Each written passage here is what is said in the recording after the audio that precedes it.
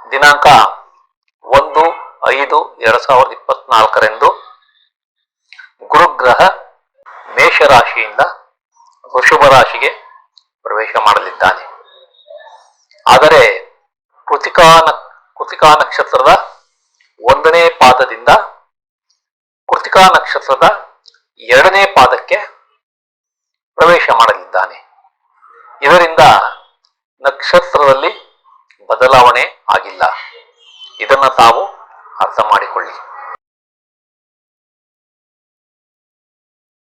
ಆತ್ಮೀಯರೇ, ತಮಗೆಲ್ಲ astro secret by Shiva ಚಾನಲ್ಗೆ ಆತ್ಮೀಯ ಸ್ವಾಗತ.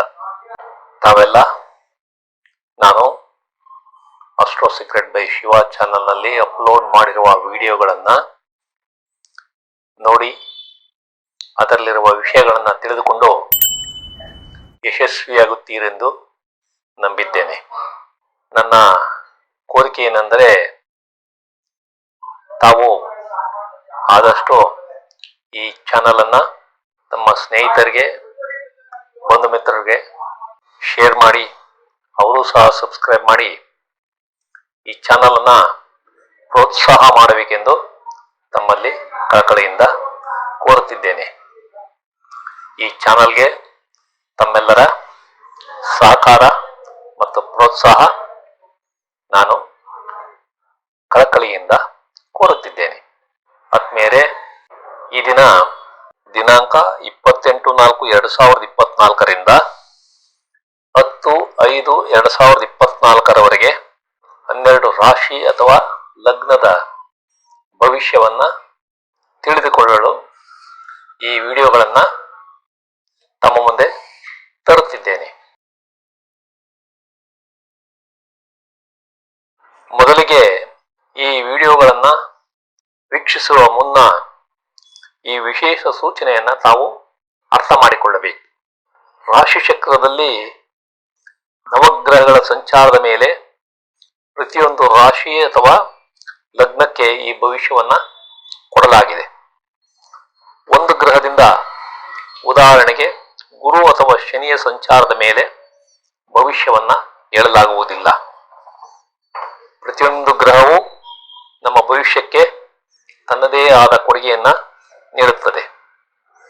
ಪ್ರತಿಯೊಂದು ಗ್ರಹವು ಶುಭ ಮತ್ತು ಅಶುಭ ಎನ್ನುವುದು ಅವುಗಳು ಯಾವ ನಕ್ಷತ್ರದಲ್ಲಿ ಸಂಚಾರ ಮಾಡುತ್ತವೆ ಎಂಬುದರ ಮೇಲೆ ನಿರ್ಧಾರವಾಗುತ್ತದೆ. ಚಂದ್ರನ ಸಂಚಾರ ಒಂದು ಭಾವದಿಂದ ಇನ್ನೊಂದು ಭಾವಕ್ಕೆ 2 ಕಾಲರಿಂದ 2.5 ದಿನದಲ್ಲಿಯೇ ಮುಗಿಯುವುದರಿಂದ ಆ ಗ್ರಹವನ್ನು ಈ ಭವಿಷ್ಯದಲ್ಲಿ ಉಪಯೋಗ ಮಾಡಿಲ್ಲ. ನಿಮ್ಮ ಜನ್ಮ ಜಾತಕ ಮತ್ತು ದಶಾಭುಕ್ತಿ, ಅಂತರ್ಭುಕ್ತಿಗಳು ಸಹ ಭವಿಷ್ಯ ನೋಡಲು ಬೇಕಾಗುತ್ತವೆ.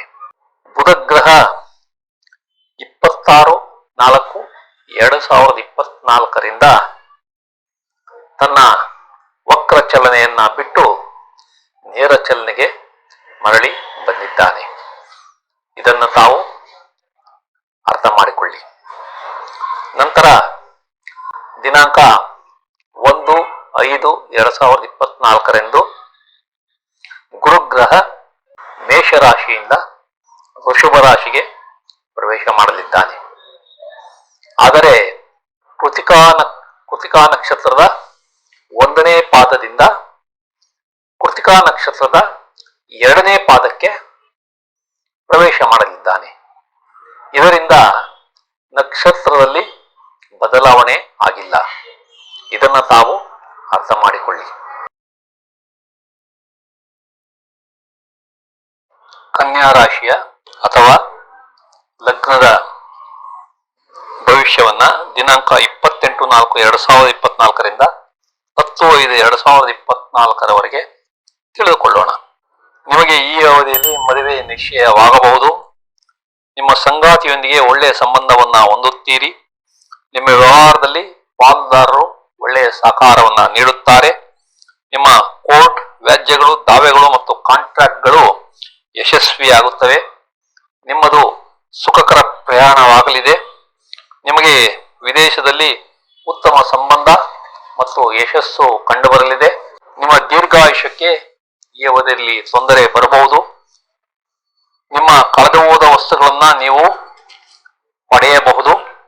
ನಿಮ್ಮ ತಾಯಿಯ ಸ್ಥಿರಾಸ್ತಿ ನಿಮಗೆ ಸಿಗಬಹುದು. ನಿಮ್ಮ ತಂದೆಯ ಸ್ನೇಹಿತರೊಂದಿಗೆ ಪಾಲುದಾರಿಕೆ ವ್ಯವಹಾರ ಮಾಡಬಹುದು. ನೀವು ಈ ಅವಧಿಯಲ್ಲಿ ಸಮಾಜದಲ್ಲಿ ಮುಕ್ತವಾಗಿ ಬೆರೆಯುತ್ತೀರಿ. ನೀವು ಸಾರ್ವಜನಿಕರೊಂದಿಗೆ ಉತ್ತಮ ಸಂಪರ್ಕವನ್ನ ಹೊಂದುತ್ತೀರಿ. ನಿಮ್ಮ ಸ್ನೇಹಿತರು, ಹಿಂಬಾಲಕರು ಮತ್ತು ಸಹೋದ್ಯೋಗಿಗಳಿಂದ ಸಹಾಯ ಸಿಗಲಿದೆ. ನಿಮ್ಮ ಆಶಯಗಳು, ಆಕಾಂಕ್ಷೆಗಳು ಮತ್ತು ಬಯಕೆಗಳು ಈಡೇರುತ್ತವೆ. ನೀವು ಎಲ್ಲಾ ಕಾರ್ಯಗಳಲ್ಲೂ ಜಯವನ್ನ ಹೊಂದುತ್ತೀರಿ. ನೀವು ವಿದೇಶಿ ಸಹಭಾಗಿತ್ವಕ್ಕಾಗಿ ಯತ್ನಿಸುತ್ತಿದ್ದರೆ ಅದು ಸಿಗುವ ಸಂಭವ ಇದೆ.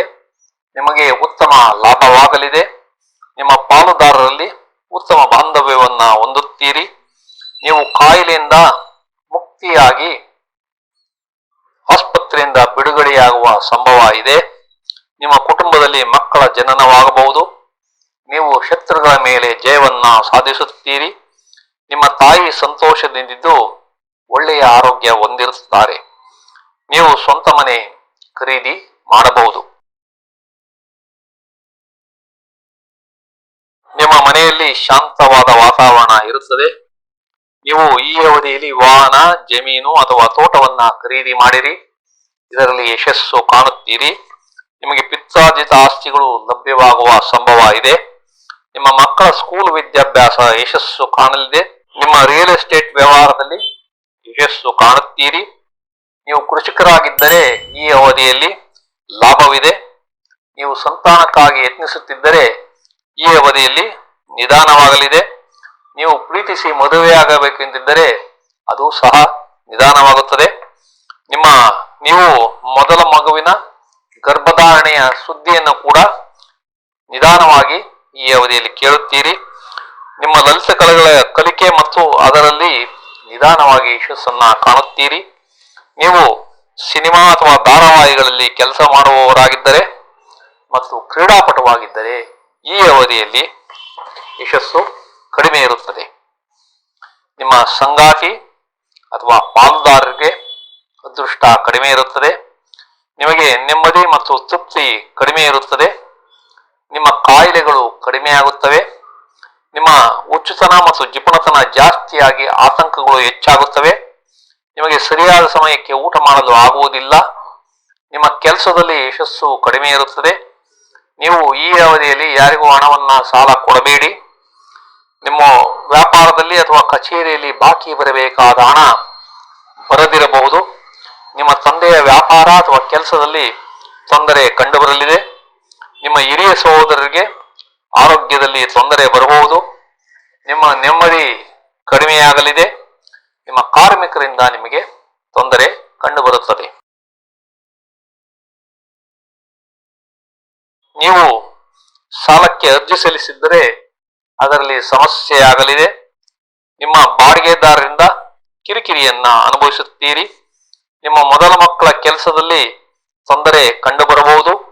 ನಿಮ್ಮ ಪಾಲುದಾರರ ಹೂಡಿಕೆ ಕಡಿಮೆಯಾಗಿ ನಿಮಗೆ ನಷ್ಟವಾಗುವ ಸಂಭವ ಇದೆ. ನಿಮ್ಮ ಉನ್ನತ ವ್ಯಾಸಂಗ ಯಶಸ್ಸು ಕೂಡ ನಿಧಾನವಾಗಲಿದೆ. ನೀವು ಕೆಲಸದಲ್ಲಿ ಬದಲಾವಣೆ ಬಯಸುತ್ತಿದ್ದರೆ ಅದು ನಿಧಾನವಾಗಲಿದೆ. ನಿಮ್ಮ ತಂದೆಯ ಸಂತೋಷ ಕಡಿಮೆ ಇರುತ್ತದೆ. ನಿಮಗೆ ಹಣದ ಚಲಾವಣೆ ಕಷ್ಟಕರವಾಗಲಿದೆ. ನೀವು ಕಿರಿಕಿರಿಯ ದೇವತಾರಾಧನೆ ಮತ್ತು ತೀರ್ಥಯಾತ್ರೆಗಳನ್ನ ಅನುಭವಿಸುತ್ತೀರಿ. ನಿಮ್ಮ ಸಂಶೋಧನೆ ಮತ್ತು ಆವಿಷ್ಕಾರಗಳು ನಿಧಾನವಾಗಿ ಯಶಸ್ಸು ಕಾಣುತ್ತವೆ. ನೀವು ಕಿರಿಕಿರಿಯ ಹಡಗು ಮತ್ತು ವಿಮಾನದ ಪ್ರಯಾಣವನ್ನ ಅನುಭವಿಸುತ್ತೀರಿ. ನಿಮ್ಮ ಪುಸ್ತಕ ಪ್ರಕಟಣೆ ನಿಧಾನವಾಗಬಹುದು. ನಿಮಗೆ ಸ್ಥಿರಾಸ್ತಿಗಳು ನಿಧಾನವಾಗಿ ಲಭ್ಯವಾಗುತ್ತವೆ. ನಿಮ್ಮ ಮಕ್ಕಳ ಶೇರ್ ಮಾರುಕಟ್ಟೆ ಲಾಭಗಳು ಕಡಿಮೆಯಾಗಿ ಅದರಿಂದ ಸಂತೋಷ ಕಡಿಮೆಯಾಗುತ್ತದೆ.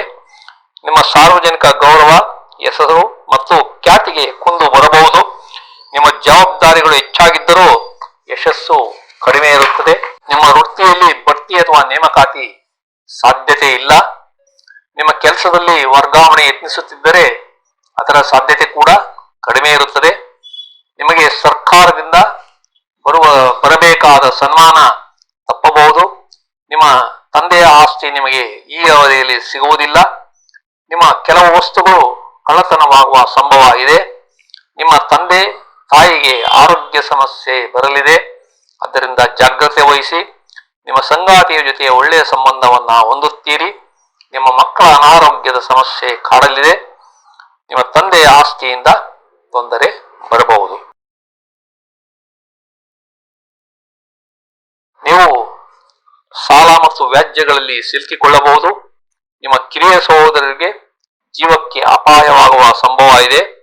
ನಿಮ್ಮ ತಾಯಿಯ ಶತ್ರುಗಳಿಂದ ತೊಂದರೆ ಬರಬಹುದು. ನಿಮ್ಮ ಹಿರಿಯ ಸಹೋದರನಿಗೆ ನಷ್ಟವಾಗುವ ಸಂಭವ ಇದೆ. ನಿಮ್ಮ ಹಣಕಾಸು ಮತ್ತು ಸಂಪತ್ತು ವೃದ್ಧಿಯಾಗುವುದಿಲ್ಲ. ನಿಮ್ಮ ಕುಟುಂಬದಲ್ಲಿ ಮಕ್ಕಳ ಜನನ ಈ ಅವಧಿಯಲ್ಲಿ ಸಾಧ್ಯವಿಲ್ಲ. ನಿಮ್ಮ ಹರಿತವಾದ ಮಾತಿನಿಂದ ತೊಂದರೆ ಅನುಭವಿಸುತ್ತೀರಿ. ಹುಷಾರಾಗಿರಿ. ನಿಮ್ಮ ಲಾಭ ಕಡಿಮೆಯಾಗಿ ನಷ್ಟ ಜಾಸ್ತಿಯಾಗಲಿದೆ. ನಿಮ್ಮ ಸ್ಟಾಕ್ ಮತ್ತು ಷೇರುಗಳ ವ್ಯವಹಾರದಲ್ಲಿ ನಷ್ಟವಾಗುವ ಸಂಭವ ಇದೆ. ನಿಮ್ಮ ಕೋರ್ಟ್ ಕೇಸ್ಗಳು ಮತ್ತು ಬೇಡದ ಸಾಲಗಳು ನಿಮಗೆ ಅಂಟಿಕೊಳ್ಳಬಹುದು. ನೀವು ಬಂಗಾರದ ಒಡವೆಗಳನ್ನ ಈ ಅವಧಿಯಲ್ಲಿ ತೆಗೆದುಕೊಳ್ಳಲು ಸಾಧ್ಯವಿಲ್ಲ. ನಿಮ್ಮ ಸಂಗಾತಿ ಅಥವಾ ಪಾಲುದಾರರಿಗೆ ಅಪಾಯ ಕಂಡುಬರಲಿದೆ. ನಿಮ್ಮ ಹಿರಿಯ ಸಹೋದರನ ಮನೆ ಅಥವಾ ವಾಹನ ಖರೀದಿ ಈ ಅವಧಿಯಲ್ಲಿ ಸಾಧ್ಯವಿಲ್ಲ. ನಿಮ್ಮ ಕಿರಿಯ ಸಹೋದರರಿಗೆ ನಷ್ಟವಾಗುವ ಸಂಭವ ಇದೆ.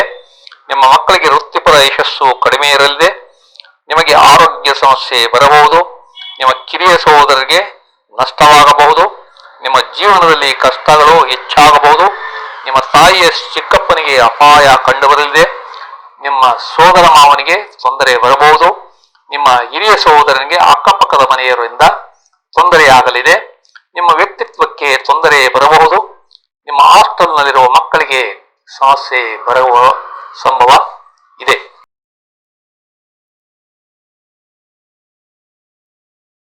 ಆತ್ಮೀಯರೇ, ಈ ಎಲ್ಲಾ ವಿವರಗಳು ನಮಗೆ ಇಷ್ಟವಾದರೆ ಈ ಚಾನಲ್ ಅನ್ನ ನಮ್ಮ ಬಂಧು ಮಿತ್ರರಿಗೆಲ್ಲ ಶೇರ್ ಮಾಡಿ, ಅವರು ಸಹ ಈ ಚಾನಲ್ಗೆ ಸಬ್ಸ್ಕ್ರೈಬ್ ಆಗುವಂತೆ ಮಾಡಿ ಪ್ರೋತ್ಸಾಹ ನೀಡಬೇಕೆಂದು ತಮ್ಮಲ್ಲಿ ಕಳಕಳಿಯಿಂದ ಕೋರುತ್ತಿದ್ದೇನೆ.